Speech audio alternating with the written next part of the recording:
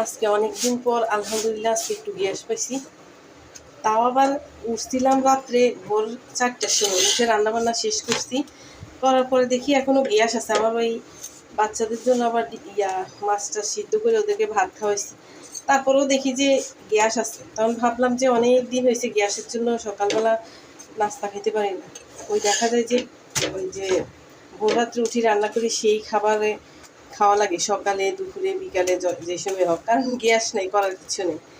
শুধু একমাত্র একটুখানি চা খাইতে পারতাম, যেটা কিনা একদম ভিতরে নিবা নিবা আগুন আর কি। আবার তো 11টার দিকে তো বন্ধ হয়ে যায়, মানে এর আগে নিবা নিবা একটু আগুন থাকলে সেটা দিয়ে শুধু একটু চা বানানো যেত আর কি। তো আজকে এই যে রুটি বানাইছি, এখানে রুটি ছেঁকে নিচ্ছি আর ডিম ভাজি করব। এই যে এখানে চা বানাইছি, চা বানাই রাখছি, ছাঁকি নেই আর কি, ছাঁকবো। আর এখানে রুটি একটা পরোটা বেশি হয়েছে, মানে আটা একটু বেশি দিচ্ছে, আমি এটা দিয়ে পরোটা বানাই রাখতেছি। তো চা দিয়ে খাওয়া যাবে পরে আর কি।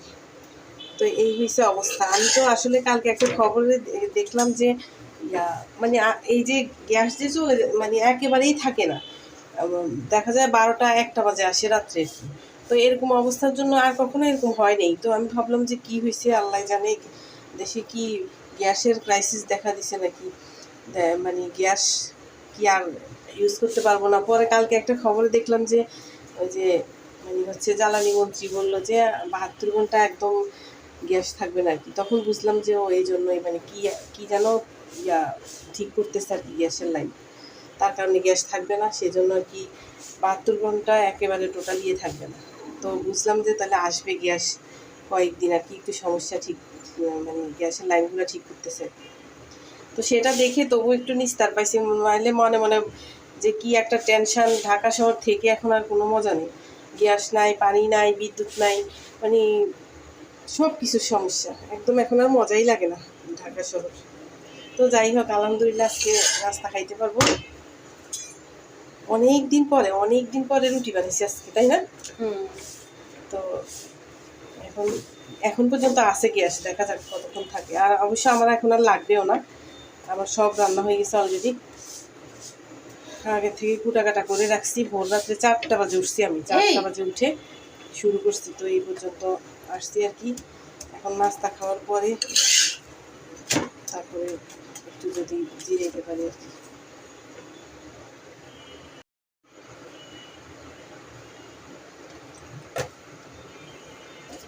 এই যে লাস্ট রুটিটা একটু মোটা করে বানাইছি, আটা থেকে যাবে এই জন্য।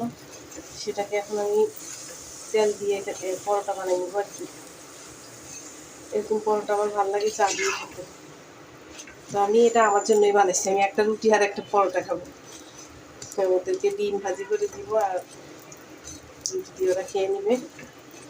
কলা আছে, যদি খাইতে চায় কলা খাবে।